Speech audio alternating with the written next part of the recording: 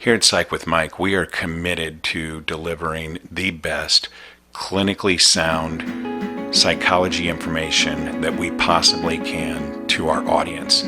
Brett and I have decades of clinical experience as well as educational experience, and we want to make sure that we're able to deliver that to the audience and that always be free.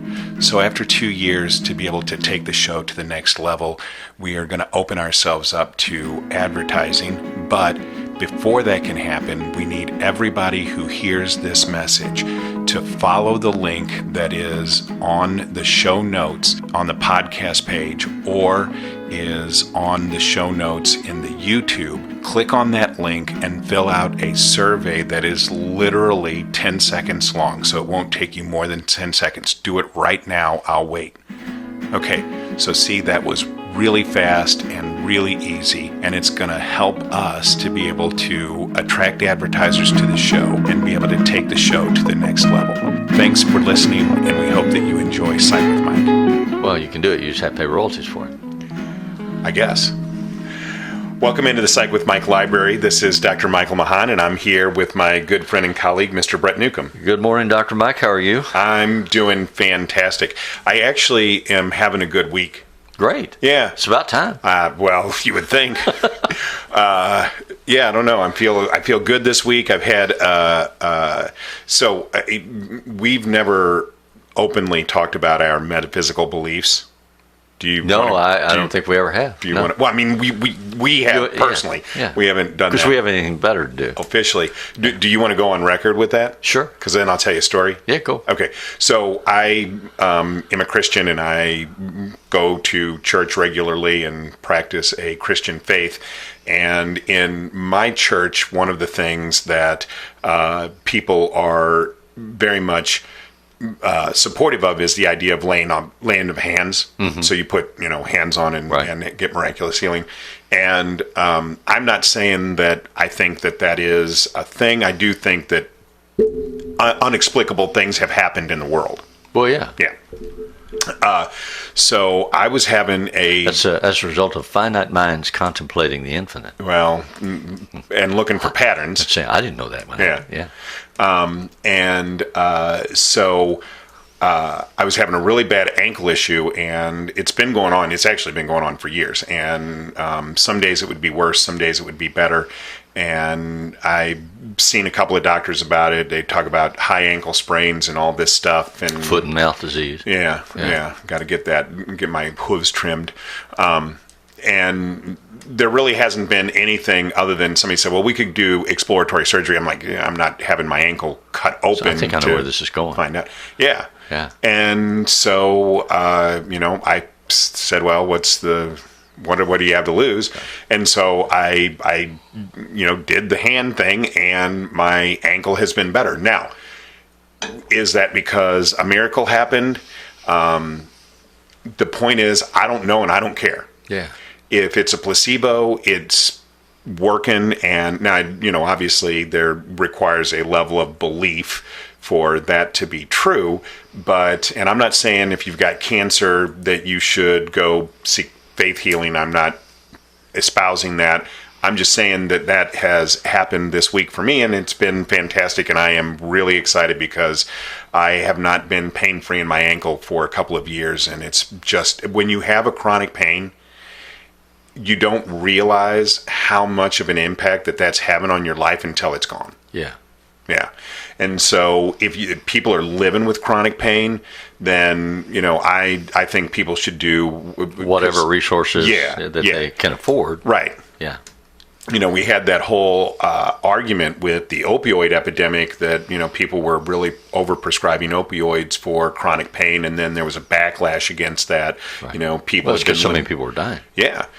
And I don't know. But now we have coronavirus and so many people are dying. Nobody cares about it anymore. Yeah. So it's okay. Yeah. So now you can have all the opioids you want. Well, especially if the old people die. Mm-hmm. Because then their assets get released into the world. Well, the old people do have all the assets. That's actually statistically true. Yeah. So that happened, and I'm having a good week, and I'm really happy, and people want to good for you. Send nasty emails, and then psychwithmike.com. Say amen. Yeah, that should work.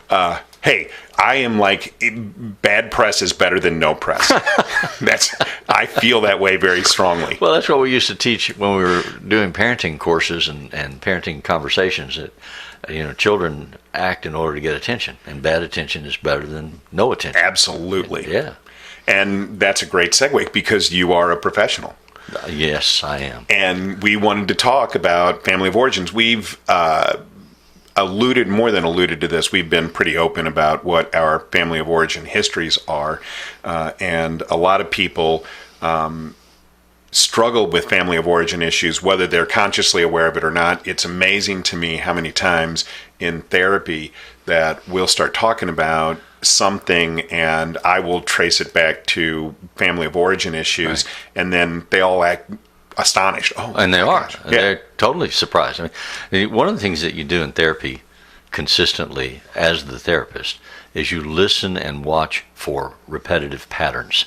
If I have patterns in the relationships that I form, or I have patterns in the kinds of places or people that I go to work for or with that impact me in negative ways, and I can't see it because I'm too close to the fire. Mm-hmm. So when I'm going to therapy and the therapist listens to me, their job is to step back periodically and say, well, this seems to be a pattern. Mm-hmm. You've worked for these kinds of people, or you've married or been in a relationship with this pattern repetitively. At least that's what I'm hearing. Yeah. So that's my thought. Can you give a response to that?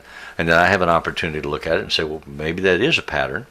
From whence does that pattern arise? Mm-hmm. And what we almost always discover is it comes from my family of origin, my childhood experiences that taught me this is the way you have a relationship.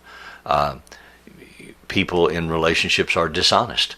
People in relationships are power-driven. You have to learn how to be seductive in the appropriate ways, whether that's through your happy little smiling face, or your ability to dance and sing, or your ability to make good grades in school, or your ability to be sexually receptive. Whatever it is that you have to do in order to survive is what you learn to do. Then you internalize that, and that becomes a reflexive response pattern in life. When you're a grown-up and you encounter a stimulus environment that's similar, it will evoke a similar response, the one that you learned in childhood, which is from your family of origin.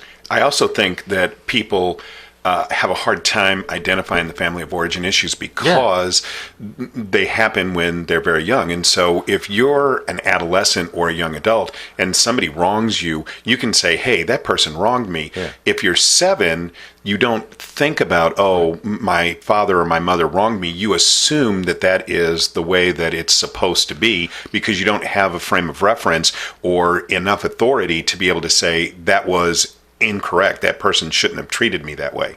Absolutely. You also internalize awarenesses that you don't know that you've internalized. I grew up in an alcoholic family. Yeah. My family, the last 3 generations of men in my family died from complications of alcoholism.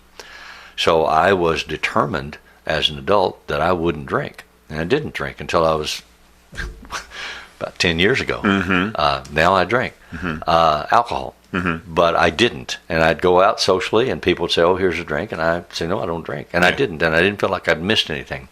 So I thought I had skated past that. But what I have come to know is that there are ramifications of the alcoholic addiction process that I did internalize. Mm-hmm. And I found substitute addictions. Right. And for me, work. Right. Whenever you start feeling anything that you can't afford to feel, you turn to your addiction. Mm-hmm. And so I would find as a grown-up that whenever things were going on in my life that were more than I could carry, that I would just go get another job. I'd work a second job or a third job, or I'd expend my hours on the job that I had so that my attention was so focused on those things that I wasn't hurt or upset by the stuff I couldn't face. Mm-hmm.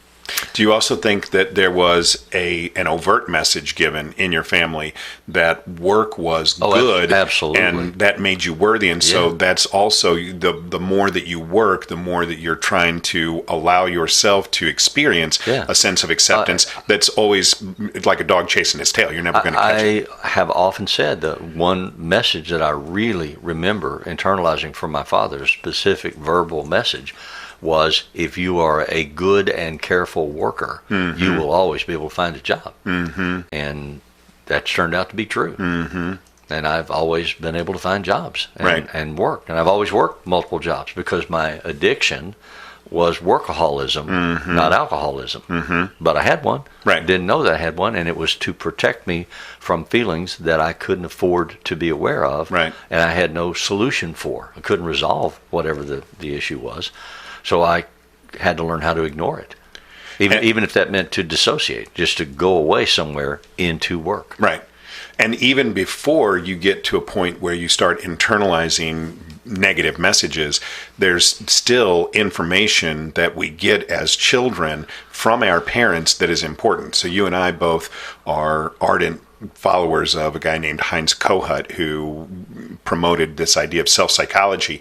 And he talked about the way that we learn how to emotionally regulate is through the modeling of our parents. And when that is bad or somehow otherwise maladaptive, then our ability to learn how to self-soothe, how to emotionally regulate ourselves is significantly impaired. And we're going to carry that through the rest of our lives, whether we're consciously aware of it or not. So if people feel like they're not regulating their emotions well, they don't have to be bewildered by that. It's because they didn't learn how to do that well when they were children, but you can relearn.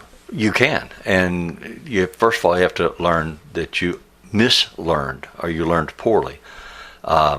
It's like there used to be a phrase that we use called the law of the hammer. And that was if you give a 3-year-old a hammer, everything in the world is a nail. If you only learn to use one tool, like anger, then whenever things are uncomfortable for you, you display anger. And if that teaches the people around you, back off, leave him alone, let him have his way, then you learn to just be an angry person. And that's your one tool. So then you come into therapy because your boss makes you, or your wife says, if you don't deal with this, I'm going to divorce you and take half your assets. And you're like, well, I'm mad about that. But you come into therapy and you have an opportunity to learn you only have one tool in the tool bag.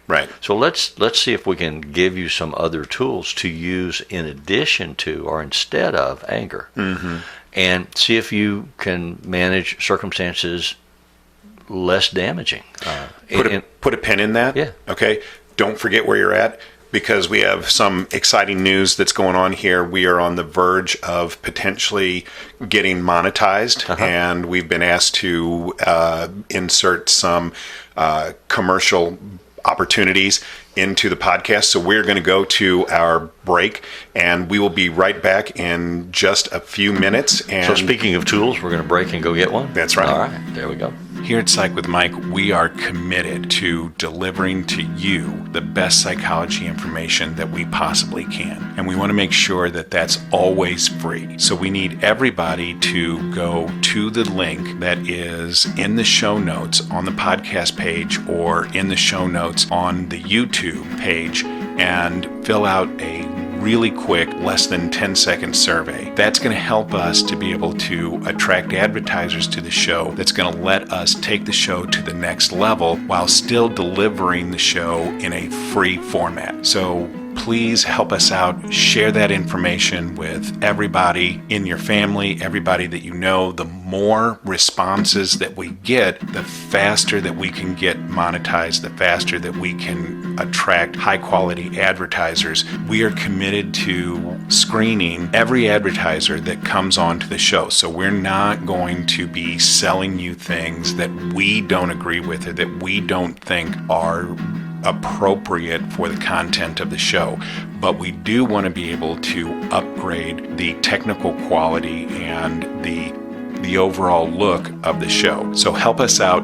Go right now, click that link, fill out the survey, tell everybody you know to go and fill out the survey, and we really appreciate it.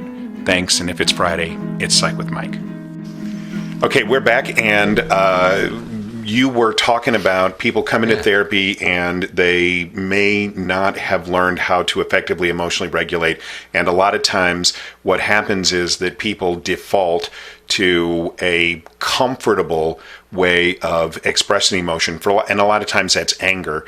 And so when they come into therapy and we identify how they're expressing that emotion maladaptively, then we say, okay, let's see if we can expand your understanding of what emotions are. At least that's what I do, is that one of the very first things that I do with people in therapy routinely is to talk about what the spectrum of human emotions are, right, and to start to give them opportunities to label different emotional experiences. Yeah, I think labeling is important. I also think it's important as a clinician to reassure my client that I'm not going to take away whatever they've managed to use successfully to get to my office. Whatever age you are, however you've lived your life, there may be troubles now, but I'm not going to strip you of assets and resources. So we're going to let you keep what you have and what you use. We're just going to add to the tool bag. Mm-hmm. So anger may have gotten you here. Mm-hmm. And in this case, you're here because your anger has cost you something. Mm-hmm. Somebody has said, you're going to go to jail unless you go to counseling, or you're going to get fired unless you go to counseling. So you may still rely on anger.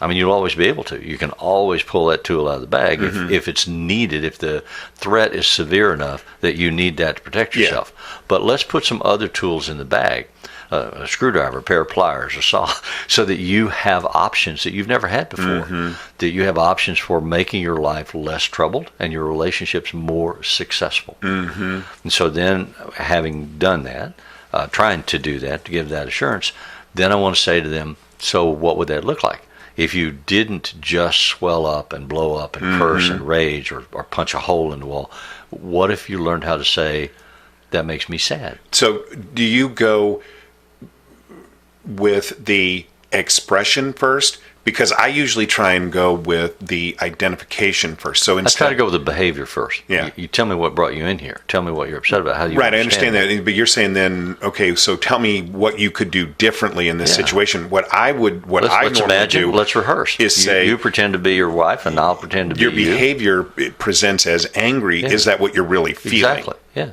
So you do go to the affect, AFFECT, the affective place and saying let's I think I don't do that as a rule of thumb. I do that as part of the process. I mean, one way to approach it is to say, are you aware of that feeling? Do you know the cues that you feel in your body? Yeah.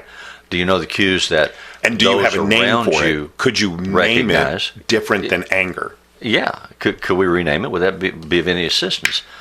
Just like when I used to talk about, you have to understand that there are distinctions in levels of anger. Mm-hmm. I'm miffed, I'm irritated, I'm angry, I'm rageful, I'm explosive. So if I pull up to a light and it turns yellow and I'm ticked off, then I can feel that in my body. If I pull up to a light and I'm rageful, I may run the red light and run the risk of ramming into somebody's car and killing somebody, and then I got to carry that in my backpack.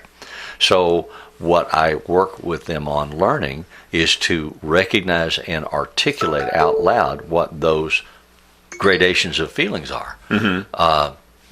And so then we talk about teaching them to learn to say, I'm irritated, I'm mad. And do I know the difference? What makes me irritated? What makes me mad? How do I recognize that in my body? How and a lot of times, if they're dissociative that way, they don't know. So then I say, well, what do the other people in your life see? What did they say to you? Your eyes are glaring at me. Your jaw muscle is throbbing. You're holding your breath. And can you recognize that? And so then we rehearse that. Can you feel that now? Can I point out to you that right now I'm feeling you be threatened and or angry? And these are the things that I see in your face and your body language. Can you recognize that? And you and I have traditionally worked with a lot of men, whether they were adolescents or adults, because a lot of people don't want to work with angry men. And so we kind of fell into that niche. Because angry men are scary. Yeah. And yet different people are going to have different default emotions that they get funneled into in their families of origin. So with males, that typically is anger. With females, it's typically fear, although it may present as sadness if, a woman sits at the kitchen table and cries and the man goes outside and hits stuff with a hammer. But it's important for people to recognize where that default emotion, where that is, and to say, what was the way in which you were rewarded in your family of origin for displaying this. Because men don't realize, if you're an angry man, you don't realize that when you were young, you were actually rewarded for that. And I say it all the time in therapy. In my house when I was growing up, it was perfectly okay to hit somebody. You might get told, hey, stop hitting that person, but that was acceptable. It was not okay to hug somebody. In my house, it was perfectly okay for my father to hit somebody. Yeah. It wasn't okay for me to do that. Yeah. But so there are ways in which we are rewarded for these default emotions. And when we start to think about that, when we start to look at, because you're talking about we want to find patterns, which is right. That's absolutely correct. And when we see those patterns, then we want to try and trace it backwards and say, okay, in what way might I have been rewarded for this when I was very young? And is that functional for me today in my adulthood? So, in my own experience, my father was rageful, physically rageful, dangerous. I had to learn how to read his nonverbals. I mean, the minute I came into the house, I had to know if it was dangerous. And I had to learn what was dangerous and how to be seductive in ways that could diffuse his anger or direct it somewhere else. And put it off on my brother or my mother or whoever, but not on me. So I learned how to be seductive in my skill of reading people's nonverbals. Some might say that's passive-aggressive. Oh, it absolutely is. It was for me. But so I was in therapy this week, and I was talking about this with my therapist. And my therapist said, is it possible that your seductive skills have transmutated into other relationships? And that you have used them to get people to like you and hire you or keep you in a job or give you a reward or do whatever in your life, that may be a pattern that we should take a look at. Are you able to be genuine? Are you able to be real? Are you honest about what you feel? Or are you just seductive? Do you shuck and jive? Do you manipulate? And I said, oh, look, we're out of time. You were keeping the time. I was keeping time, man. Yeah. And that happens all the time. So that hit close to home. Yeah. And I'm assuming that what you're saying is that felt right to you. Oh, it was absolutely on target. I'm very skilled at that, and I've used it well throughout my life to get things I want from people that I want to get things from.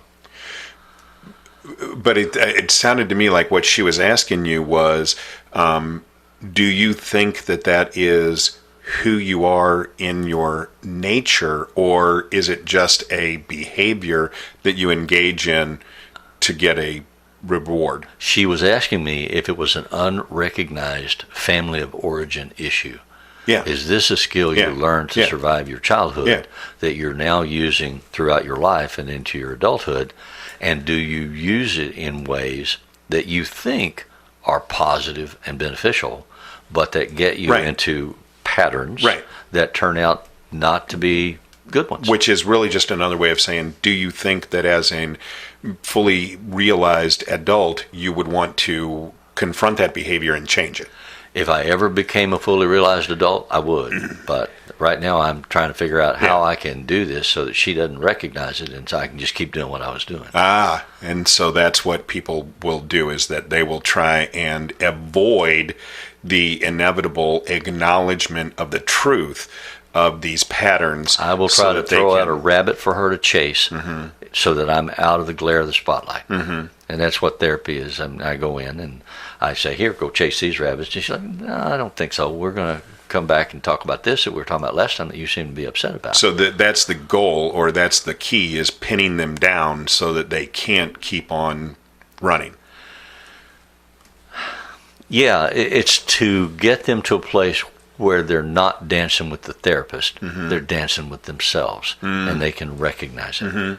So she's very skilled at being able to say, you seem to avoid this conversation. And I'm wondering if you can look at that and identify whether or not I'm on target. Are you avoiding it? And I'll be like, oh, no, this other thing just popped up in my head. Yeah. And she said, well, it's amazing how often it pops up in your head when we say blue. And do you see that? And I'm like, yeah, I see that. So for me, when I'm doing therapy, I want to open up the entire spectrum of human emotion for my clients. So glad, mad, sad, and scared, not just you want to educate one. to the range and teach them to recognize that they can experience all these other things. Yeah. So part of that is with labeling. What are you feeling right now? And I remember we used to use when we were working with younger kids these face charts that were labeled with all these feelings. And we'd give them to families and say, take this home, put it on the refrigerator. Right. And then, Mom, take your little kid by the ear and take him over by the refrigerator and say, look at my face. What do you see here? What is this? Call that a name. And that was helpful. People come in all the time and say that was really helpful. And some of the kids that we work with, adolescents we work with, would actually come around in their pocket, pull it out and look at it and say, okay. And what's amazing to me now is that people who grew up with the internets, unlike us, who didn't have it when we were young, for Al Gore, they already have this, right?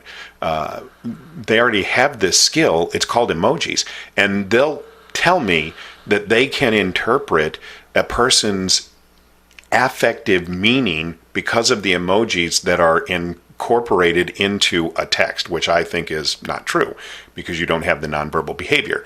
But they'll say that while they themselves are totally incapable of being able to recognize their own affective state. Yeah.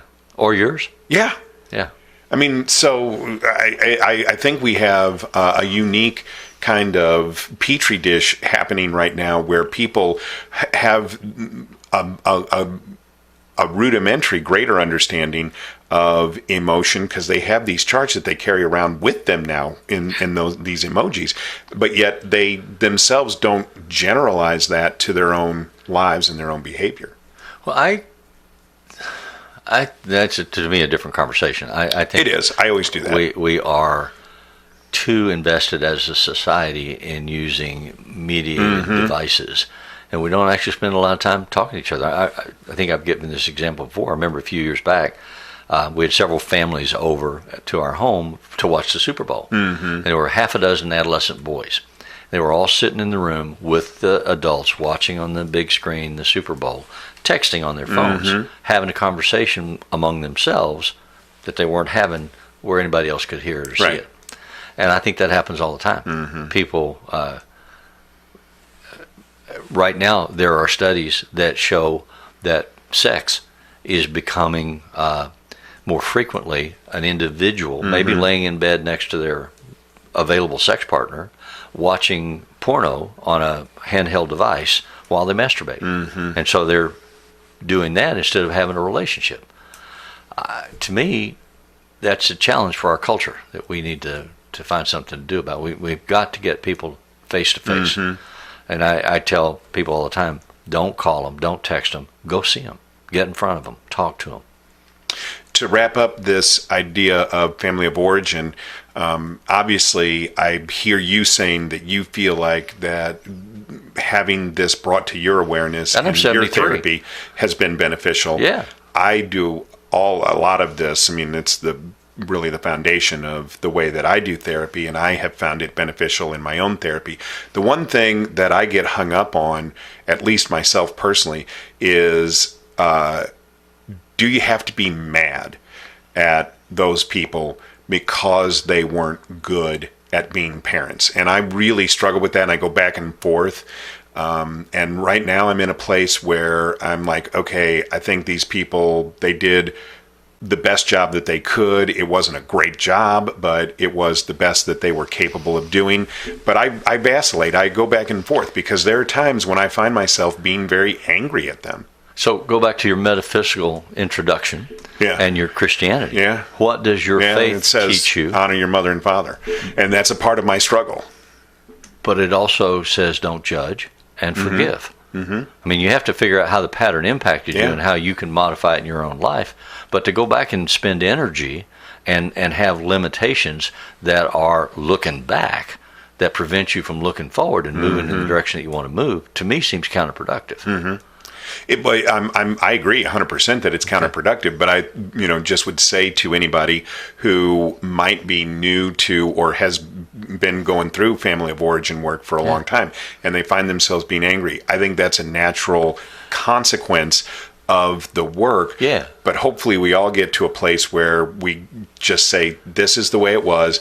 I've learned ways of being able to compensate for it, and I'm better off, and so now I don't have to be resentful. But as a therapist looking for patterns, I want to say perhaps there's another tool in the bag that you have, but that you don't use in this situation or use often enough. Yeah. And that tool may be your religious foundation. So is there something in what you are taught by your faith that you can bring to the table of looking at your family of origin and letting go of some of that anger or some of that hurt? Yeah. So, I don't know. Hopefully. Yeah. All right. Hopefully this was good for people. And as always, we would love it if you would go to the Apple. Where are we going? The Apple Store, the Apple Podcast Store, and give us a rating and leave us a comment. That would be fantastic. As always, the music that appears in Psych with Mike is written and performed by Mr. Benjamin DeClue. And if it's Friday, it's Psych with Mike.